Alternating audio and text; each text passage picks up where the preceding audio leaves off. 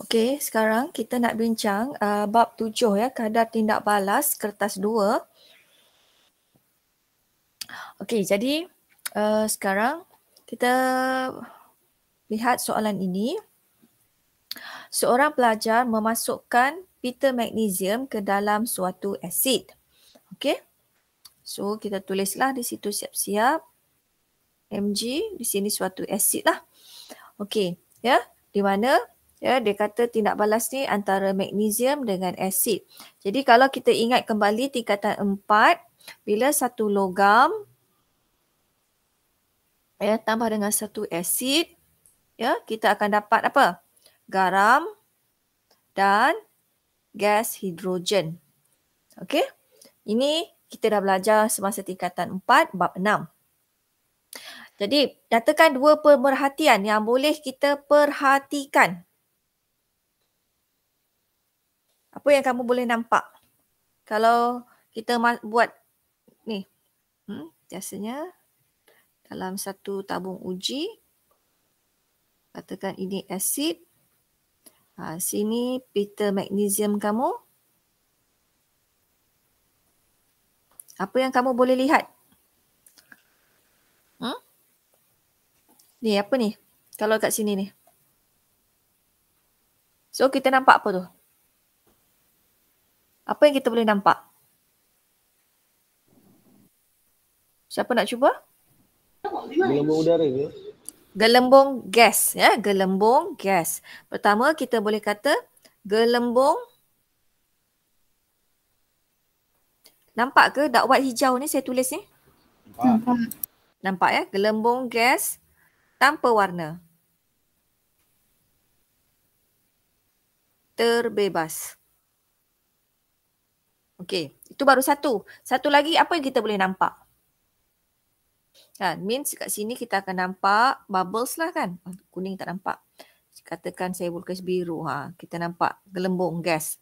Lagi, apa lagi kita nampak? Ada tak perubahan warna? Tak ada kan? Tak ada perubahan warna. Tapi kita boleh juga lihat dari segi pita magnesium ni. Apa yang berlaku pada pita magnesium tu? Kita akan boleh nampak pita magnesium tu lama-lama akan jadi larut ke? Habis kan? Dia akan habis. Ataupun kita boleh kata pita magnesium menjadi semakin nipis. Betul? Ya, pita magnesium menjadi semakin nipis dan akhirnya terlarut keseluruhannya kan. Tapi kita boleh tulis tu ya. Contohnya pita magnesium menjadi lebih nipis. Dapatlah dua observation. Okey, kita akan dapat dua observation di situ. Boleh tak kalau saya tulis gas hidrogen terbebas? Cikgu kalau cikgu nak tulis contohnya gas hidrogen terbebas sebab saya tahu asid tambah logam akan dapat garam dan hidrogen. Tak boleh tulis hidrogen gas ya sebab soalan nak observation. Hanya apa yang kamu nampak. Dia gelembung ni dia tak bawa name tag hai saya hidrogen, tak ada. Kan tak ada ya. Kita cuma nampak bubbles dan dia tanpa warna.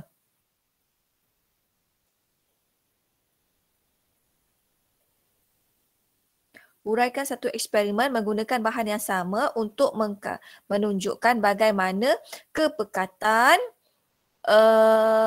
mempengaruhi kadar tindak balas. So kita nak gunakan apa dia nak di sini? Ya, kita nak magnesium juga. Ya, pita magnesium. Tapi dia nak di sini faktor kepekatan. Jadi kita kena ada dua set eksperimen kan. Eksperimen satu dengan asid. Contohlah kita bagilah satu contoh asid. Siapa nak bagi contoh asid? Asid apa? Dia ada sebut ke atas sulfate asid? Tak ada kan? So kita boleh mention any acid. Katakan bagi satu contoh asid. Asid apa?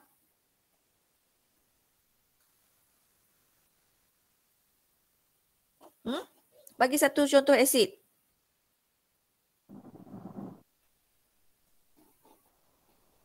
Contoh asid.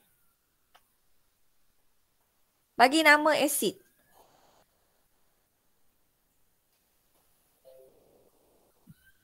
Contohnya HCl. Kan? So kita kena pakai asid yang sama jenis lah. Cuma dia mesti berbeza kepekatan. So katakan satunya saya pakai 0.2. Ya? Ataupun di sini saya guna 0.05 molar. Di sini kalau double up dia ialah 0.1 molar. Kan? Ya, tapi pita magnesium yang sama. Okey. So macam mana kita nak kaji gas ini yang terbebas? Macam mana prosedur dia? Contoh, kan?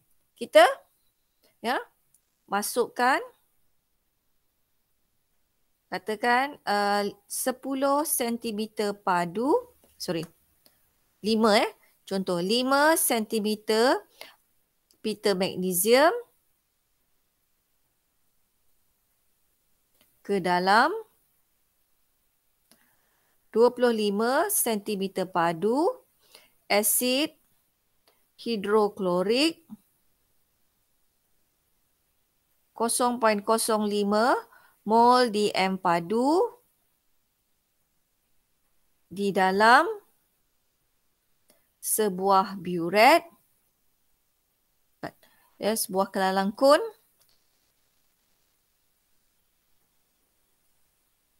yang disambung kepada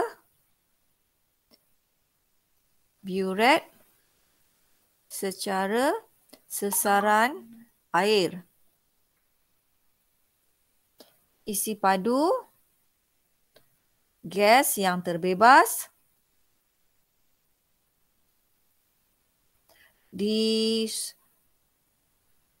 dicatatkan setiap 30 saat selama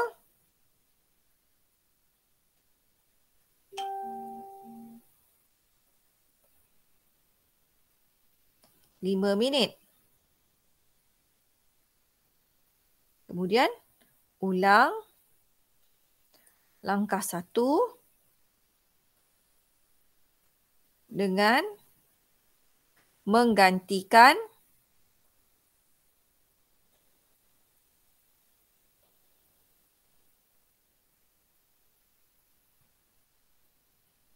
asid hidroklorik 0.05 molar kepada asid hidroklorik 0.1 mol DM padu. Itulah kaedah dia. Ya.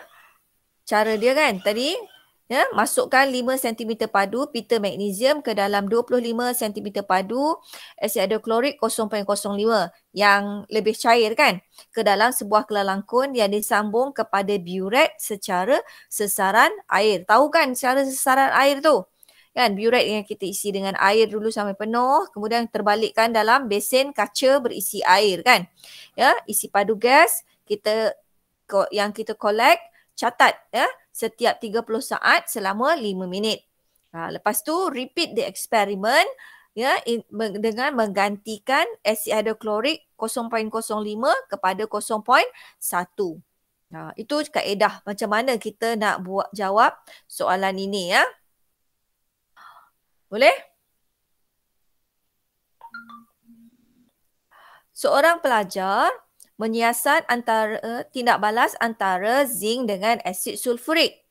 Ya, dari mana hasilnya ialah zinc sulfat dan gas hidrogen. Tuliskan persamaan seimbang untuk tindak balas ini. Okey, so apa persamaan dia? Siapa boleh jawab ni? Siapa boleh jawab? Boleh tak tulis persamaan seimbang? Tulis dekat kertas. Kemudian letak dekat grup. Letak kat grup. Tulis persamaan seimbang dan letak dekat grup sekarang. Cuba everybody. Ya. Zinc tambah asid sulfurik, produce, ya, letak arrow, zinc sulfat tambah hidrogen gas. Somebody please tulis dekat kertas, letak dekat group, nanti cikgu paste kat sini.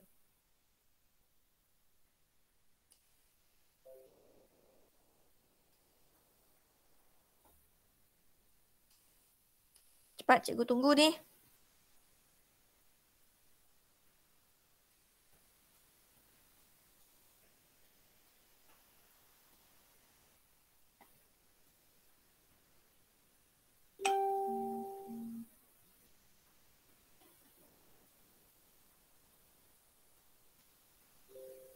Okey, Ayuni dah masuk kan? Sekejap cikgu tengok ya.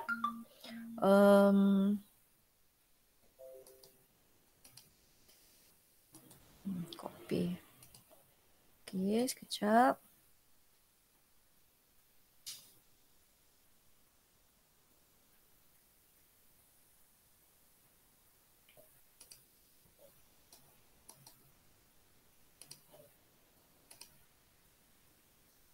Betul kan?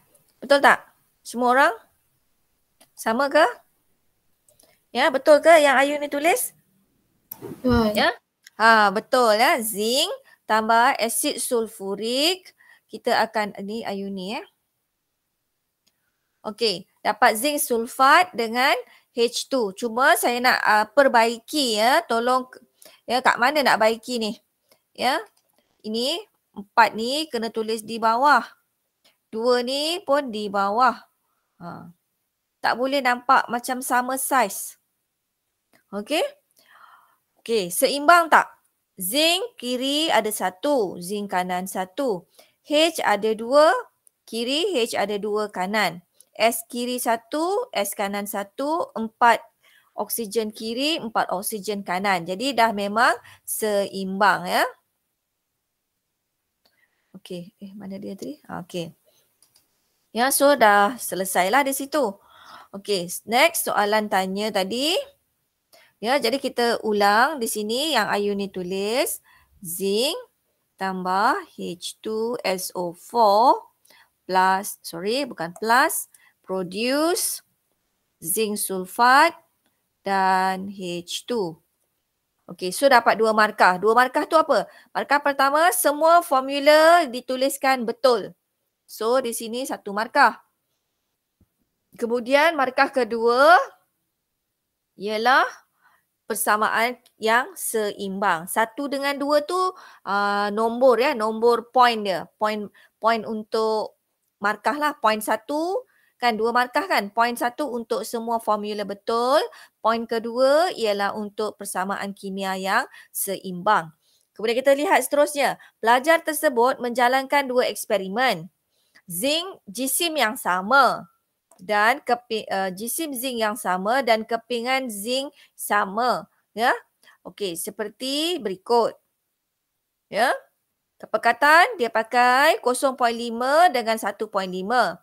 Suhu juga berbeza. Kadar rendah, kadar tinggi. Okey, cuma dia gunakan dia punya faktor yang dimalarkan adalah jisim dan saiz lah ya. Jisim dan saiz zinc. Nilaikan keputusan itu. Terangkan kenapa kadar tindak balas set 2 lebih tinggi daripada set 1. Dan jawapan anda perlu merujuk kepada kekerapan, ya, frekuensi dan juga tenaga pelanggaran antara zarah-zarah. 6 markah ni. Okey. So, poin pertama, apa kita boleh cakap? Ya, so di sini ada berapa faktor yang dia manipulate. Ya, faktor pertama dia manipulate faktor kepekatan. Ya, di mana kita tahu lebih banyak apabila kepekatan lebih tinggi, jadi kadar tindak balas akan jadi lebih tinggi. Dan faktor kedua dia manipulate faktor suhu. Ya, di mana lebih tinggi suhu tindak balas berlaku, kadar tindak balas juga akan ikut tinggi. Okey. Ni semua orang ni masih ada dengan saya ke dah hilang ni? Senyap je. Are you still with me ataupun saya yang dah terkeluar daripada kelas ni? Ada? Ada. Okey, ada. Senyap je, tak ada respon. What happened? Okey, so kita tengok faktor yang pertama iaitu kepekatan. Boleh? Okey, so kita tengok. Ya. Okey, faktor yang pertama, faktor kepekatan. Jadi, kita nampak apa? Ya. Asid sulfurik dalam set 2 adalah lebih tinggi daripada asid sulfurik dalam set 1. Betul tak? Betul ke? Yang saya tulis ni betul ke salah? Betul. Set 2 berapa? 1.5 kan? Ya, 1.5 mol per dm padu. Set kedua, set 1 adalah 0.5 mol dm padu. Jadi apa maksud dia kalau pekat tu? Ya. Jadi kalau lebih pekat, maksud dia apa? Kalau lebih pekat tu apa? Kalau lebih pekat tu maksudnya apa? Kepekatan ion hidrogen, betul? Tak ingat ke ni? Hilang terus. Lost. Bab 7 ni. Kepekatan tu. Dah tak ingat langsung? Tak ingat ke? Ada ulang kaji tak? Ya.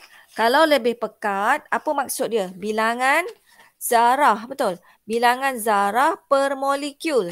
Bilangan zarah per molekul itu bertambah. Jadi kalau dalam asid, apa yang bertambah tu? Ion hidrogen. Ya, bilangan ion hidrogen. Ya, per unit molekul ya. Bilangan ion hidrogen per unit isi padu dalam set 2 lebih tinggi daripada dalam set 1. Okey. Point 2 ni faham ke tak faham?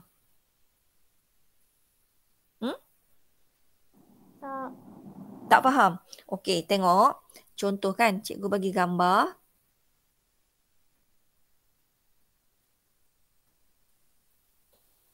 Katakan, cikgu bagi contoh kan. Kita nak buat air dululah. Cikgu nak air, okey, air dia sama. Dalam satu cawan, contoh. Satu cawan air ialah 250 cm. Kalau cikgu kata, cikgu nak air teh dengan 1 uncang. Dengan air teh yang ada 3 uncang. Yang mana lebih pekat? 1 atau 2? 2. 2 kan? Kenapa? Air dia lebih ke? Ataupun air dia kurang ke? Tidak. Yang mempengaruhi pekat ke cair ialah bilangan zat terlarut. Dalam kes ini ialah uncang teh itulah kan. Sebab ni sekarang ni sama 250. 250. Airnya sama. Tapi bilangan uncang teh tu yang berbeza. Jadi kalau dalam soalan ini katakan soalan ini ialah 0.5 kan yang set 1. Set 2 ialah 1.5. Katakan saya jadikan dia asid sulfurik. Ini asid sulfurik kan. Asid sulfurik ni cikgu tukarlah contohlah dia jadi asid hidroklorik lah, lebih mudah dilukis. Okey, ini cikgu jadikan dia dalam bentuk nombor bulat. 0.5 dengan 1.5 ialah 1:3, betul tak? Betul. Okey, jadi cikgu tukar kepada HCl supaya cikgu senang lukis. Kalau 0.5 ni, Cikgu anggap dia H dengan Cl. Kalau 1.5 maksudnya dia ada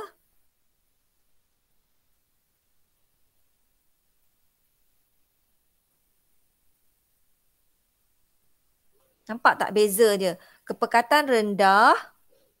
Tu, air dia sama banyak. Kan? Katakan 250 cm padu. Ya. Tapi bilangan bahan terlarut dia. Kan? Di sini ada satu sahaja ion hidrogen.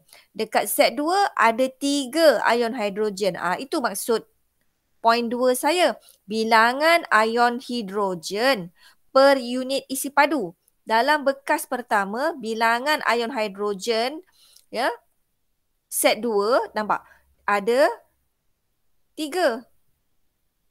Dalam set 1 ada 1. Sebab tu dalam point kedua saya, bilangan ion hidrogen per unit isi padu. Per unit isi padu tu maksudnya dalam bekas tu lah adalah lebih tinggi daripada dalam set 1. Sekarang faham tak maksud ayat tu?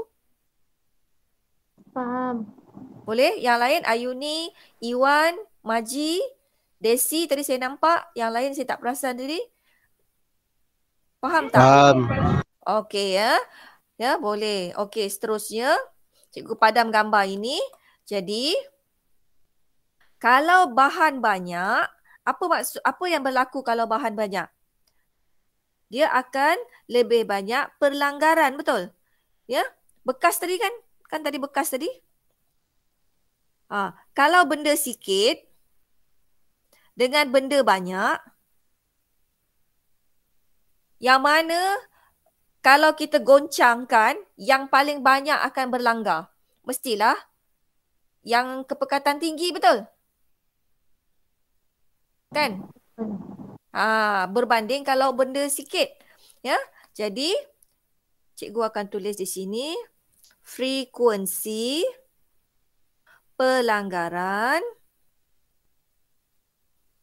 antara dekat point 3 ni kita kena perhatikan betul-betul apa dengan apa berlanggar. Okey, nak tahu kita nak tulis apa yang terlibat, kita kena tulis persamaan ion dulu.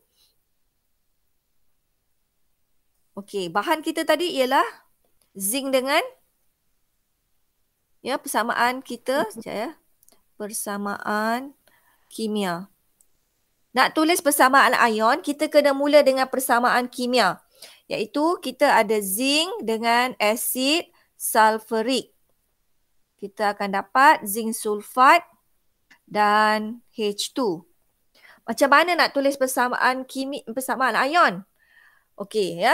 Ini adalah pepejal, ini adalah aqueous, ini aqueous, ini gas lah.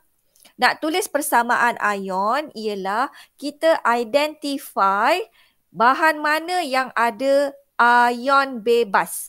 Saya ulang, identify yang mana ada ion bebas.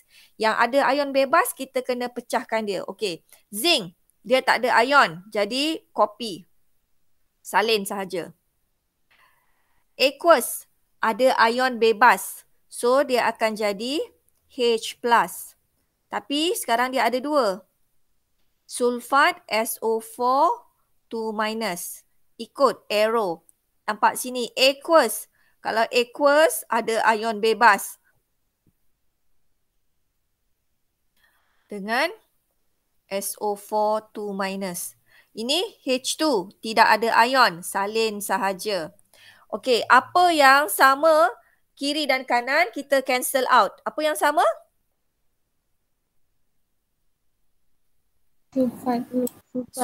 Sulfat kan? Sulfat di kiri, sulfat di kanan. Ada lagi tak yang serupa? Tak ada kan? Sama je kan? Yang lain semua yang dah tak ada yang serupa kan? So kita salin. Apa yang tertinggal? Zn tambah 2H plus arrow Zn2 plus H2. Inilah persamaan ion kita. Ini bahan tindak balas kita. Ini hasil. Okey, jadi sekarang ini yang kita akan tulis dekat point yang frekuensi.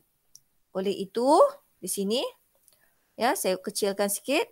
Frekuensi pelanggaran antara zinc. Cikgu pakai pen merah lah ya, nak tunjukkan dia datang daripada mana. Zinc dengan ion hidrogen dalam set 2 lebih tinggi. Frekuensi dia punya ni kita panggil tinggi lah kan. Frekuensi tinggi, frekuensi rendah kan. Kita tak kata frekuensi banyak, frekuensi sikit, betul? Ya, daripada set 1. Okey. Poin ketiga ni ada tak siapa-siapa tak faham?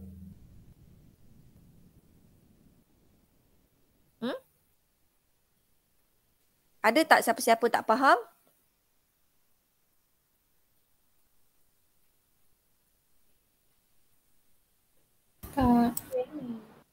Tak. Kalau tak faham terus tanya. Ya? Okey. So kalau tak ada kita sambung lagi.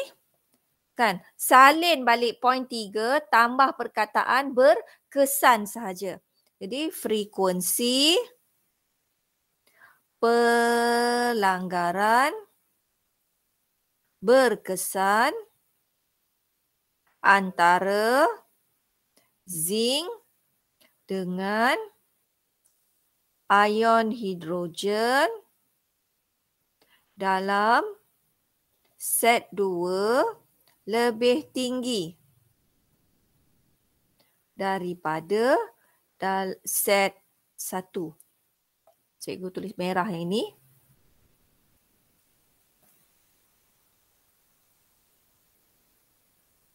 Faham tak? Sebab bila lebih banyak kali berlanggar, jadi kita boleh kata sebabkan berlanggaran tu mungkin akan ada pelanggaran berkesan. Mungkin ada yang tidak berkesan kan? Betul tak? Jadi kalau the more lebih banyak dia berlanggar, chances ya kebarangkalian ataupun frekuensi untuk mendapat pelanggaran berkesan pun juga lebih tinggi. Okey, so kita boleh cakap seterusnya. Maka kadar tindak balas set 2 ya lebih tinggi daripada set 1. Siapa nak screenshot boleh screenshot dulu.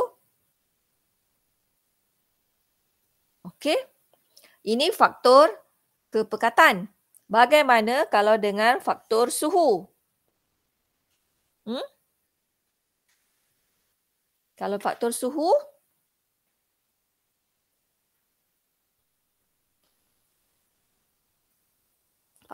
cikgu tulis ya. Suhu asid. Tak mungkinlah suhu zinc kan. Takkanlah pepejal tu kita panaskan. Mestilah suhu asid. Suhu asid sulfurik set 2 lebih tinggi daripada dalam set 1. Betul? Suhu dia 40 dengan 30 kan? Jadi, kalau suhu tinggi maksudnya apa?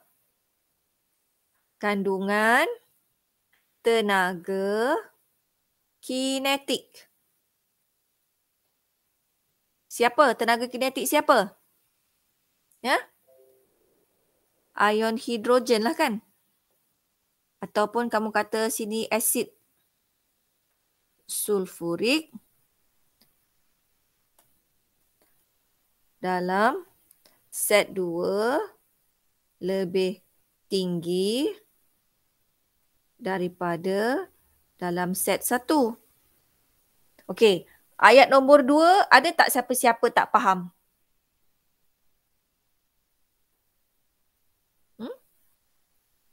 Ada tak? Yang ion hidrogen tu. Kenapa ion hidrogen? Sebab kan yang kita panaskan bahan kita, eksperimen tu Kan ini adalah asid kita. Ini spatula, kita masukkan zinc. Ya. Jadi kan yang kita akan panaskan dulu ialah asid, bukannya zinc. Jadi contoh, kalau kamu kata kandungan contoh kamu katakan suhu set 2 lebih tinggi dari set 1. Kalau saya takkan bagi markah. Sebab suhu tu suhu siapa? Ke suhu bilik tu ke?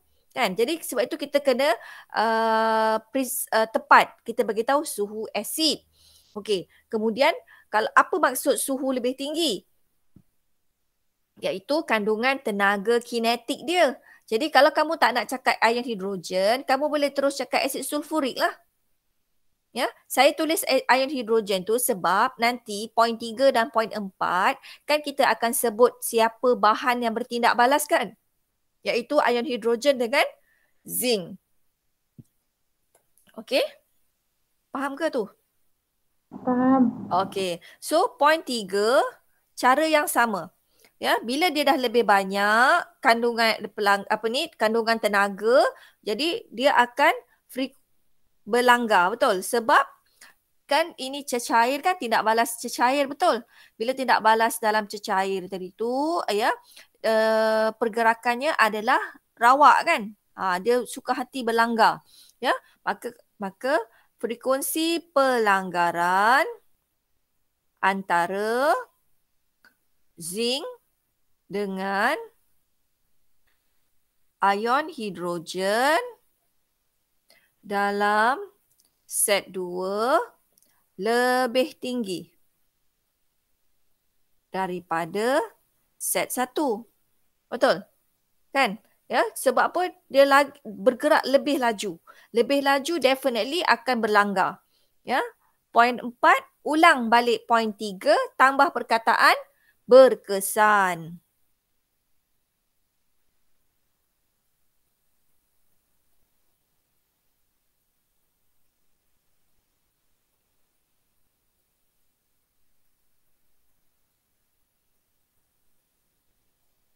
Hidrogen dalam set 2 lebih tinggi daripada set 1. Poin terakhir, apa dia poin terakhir dia? Kan kadar tindak balas set 2 lebih tinggi daripada set 1. Dia bagi situ 6 markah kan, tapi kita tak tahulah macam mana dia nak bagi markah kan.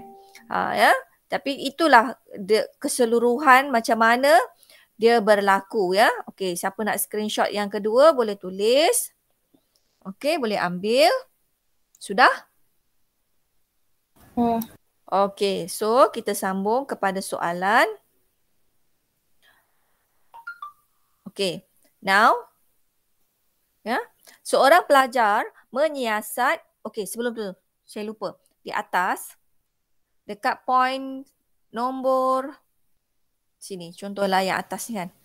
What happen kalau dekat nombor 3 tu saya tulis frekuensi pelanggaran antara zinc dengan asid sulfurik. Kalau kat situ kamu takkan dapat markah poin ketiga. Kenapa? Sebab dekat sini yang bertindak daripada persamaan ion, kita dapati yang bertindak balas ialah mereka berdua ni. Sulfat, tengok, dia tidak terlibat pun dalam tindak balas. Macam mana kita tahu tak terlibat? Sebab nombor peroksidaan dia semua sebelum tindak balas dengan selepas tindak balas tidak berubah. Kan? Sebab itu kita tak boleh tindak balas antara zinc dengan asid sulfurik. Sebenarnya tindak balas antara zinc dengan ion hidrogen. Ya? Okey, so kembali kepada soalan 3 yang cikgu nak bincangkan. Seorang pelajar menyiasat kadar tindak balas antara HCl dengan ketulan marmar. Ketulan marmar ni apa? Kalsium karbonat. Dia kata kalsium klorida, karbon dioksida dan air terbebas. Lengkung P dan Q menunjukkan keputusan eksperimen. So, tengok. dia ada 2 set eksperimen. Dia ada ubah lah kan, dia ada ubah sesuatu cara lah. Gunakan bahan yang sama lagi. Okey, iaitu HCl dengan kalsium karbonat. Tulis persamaan kimia. So, okey, tadi Ayu ni dah bagi. Budak lelaki tolong bagi wakil. Tulis persamaan kimia. Cikgu tunggu ni. Tolong tulis dekat grup.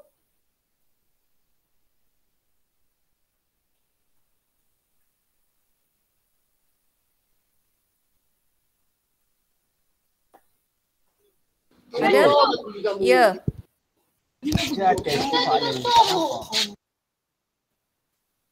Tulis. Letak kat grup.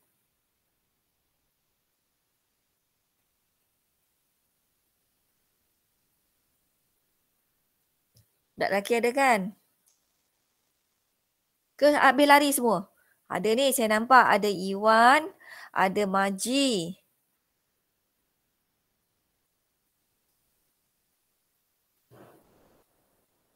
Izzat pun ada. 3 ada lelaki. Cepat, cuba tulis.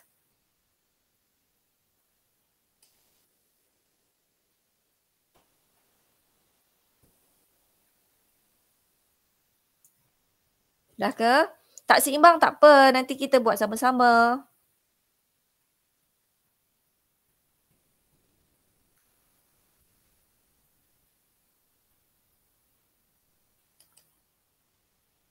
Ada tak? Boleh tulis tak? Senyap je.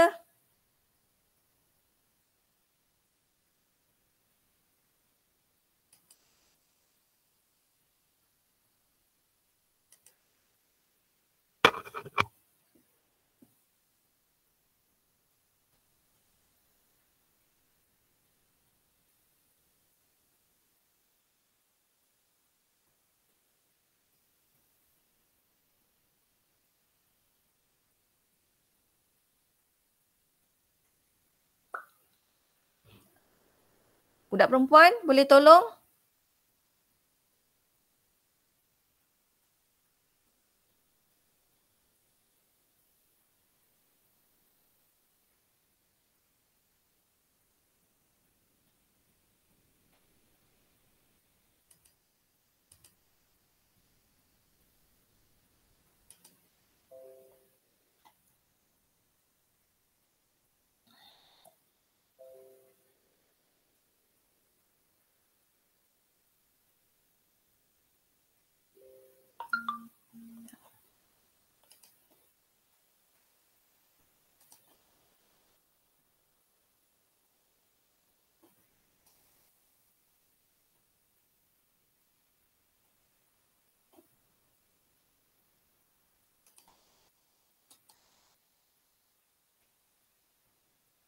Kejap.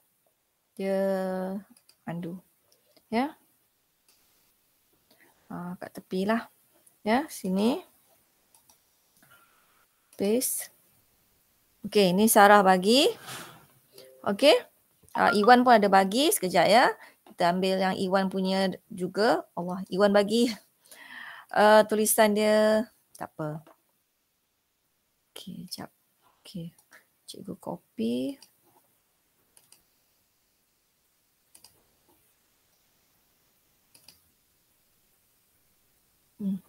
Macam mana ni? Tak boleh. Sekejap. Iwan punya ni jadi... Cikgu tak pandai lah nak rotate. Mana dia pergi. Sekejap. Cikgu tak pandai nak rotate.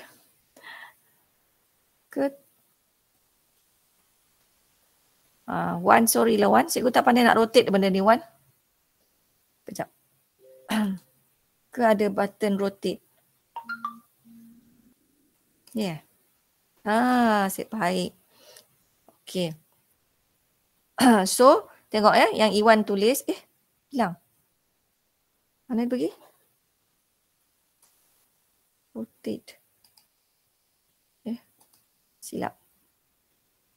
Rotate lagi. Okay. Okay ya, tengok yang Iwan bagi dulu. Okay. Iwan, saya besarkan.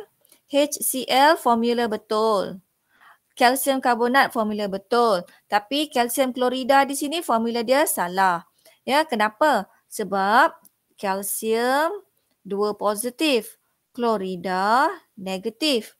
Ya, jadi formula yang kita akan dapat, salin dulu yang di bawah, CaCl. Lepas tu 2 pergi ke sini.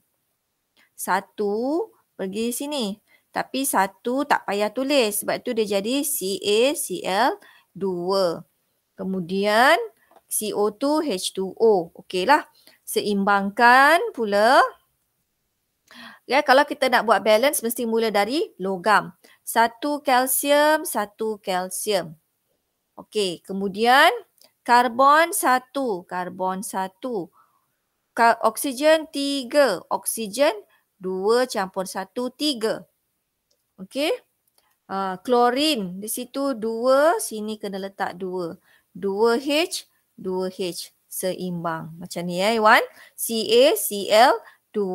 Yang Sarah bagi, okey. Poin 1 formula betul. Poin 2 seimbang.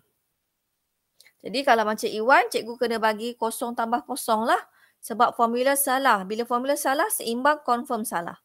Ya, di sini Sarah punya 1 tambah 1. Okey, so cikgu tulis kat sini lah. Ya.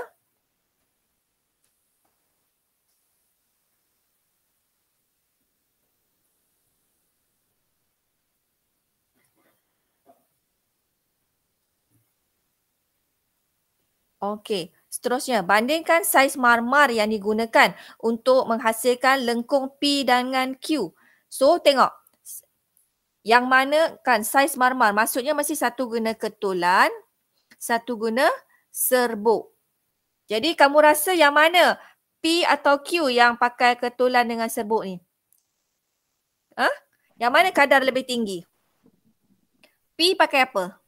Kamu rasa? Serbuk. P pakai serbuk. Q pakai ketulan kan? Jadi kenapa? Kenapa kamu kata P pakai serbuk? Sebab kalau serbuk, ya apa dia? Tak apa. Kalau serbuk, jumlah luas permukaan yang terdedah lebih besar. Jadi lebih frekuensi berlanggar tu lebih banyaklah pelanggaran tu. Ya. Okey, so di sini kita tahulah mestilah saiz saiz marmar set lengkung P kan? P betul yang di luar. P saiz dia lebih besar ke lebih kecil? Kecil. Lebih kecil daripada Q. Ya, saiz marmar lengkung P lebih kecil daripada Q. Okey? Hitungkan kadar tindak balas pada 40 saat bagi lengkung P. So, kamu tengok sini. Sini tak ada perkataan purata. Maksudnya kita kena buat tangent pada 40. Dia dah bagi tangent dia ni. So, pada 40 ni kan. Sekejap ya, saya kena ambil pembaris.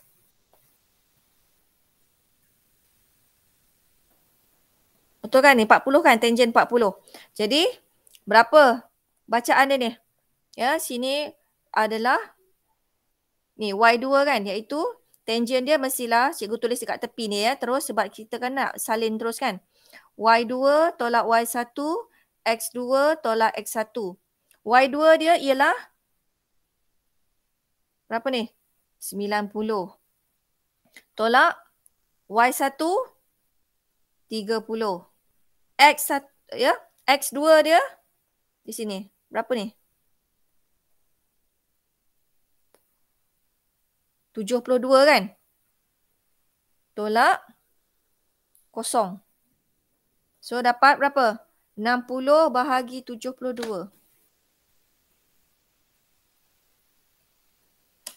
0.83. Ya, jadi kat sini cikgu kena tulis lah.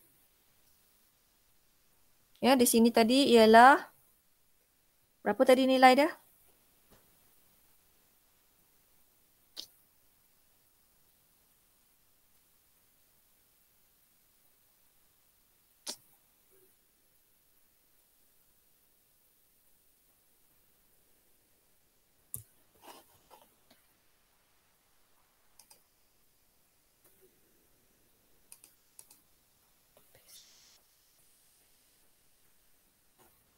Dah lari.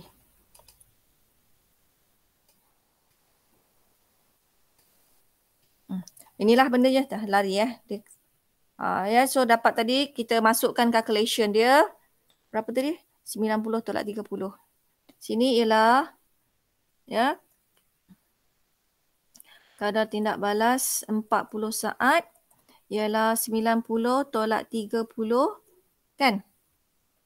72 tolak 0. 0.833 cm padu per saat. Terangkan perubahan kadar tindak balas Q daripada 0 sehingga 180. Q daripada 0 sampai 180. Maksudnya sepanjang inilah. Macam mana kita nak terangkan tu? Kadar tindak balas dia tu.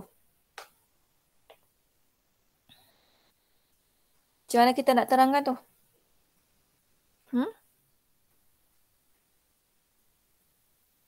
Kadar tindak balas bagi Q meningkat, betul? Ya, bertambah. Ya, bertambah daripada mana? Nilai dia tu.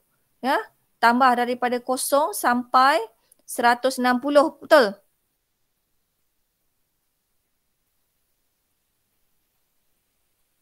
Ya, bertambah daripada 0 saat sehingga 160. Kemudian dia menjadi kekal selepas itu. Terangkan macam mana? Mana nak terangkan tu? 6 markah tu.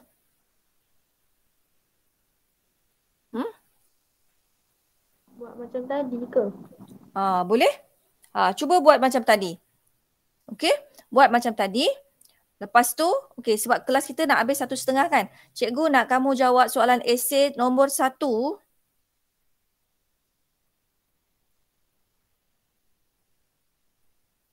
Nombor 1 Soalan nombor 1 ni. Tulis dekat test pad, hantar dekat saya ya, tangkap gambar Cikgu nak tanda. Hari ni boleh tak? Selalu hantar 3 orang, 4 orang aja. So, cikgu harap dapat hantar lebih banyak lah. Ya, hari ini sebelum pukul 5 boleh tak? Ya, soalan esei. Boleh? Boleh Wan? Maji? Boleh, insyaAllah. Semua boleh. Kimia ni tak susah, cuma perlu rajin. Okay, so that's all for today. Thank you everyone. Assalamualaikum. Cikgu. Cikgu.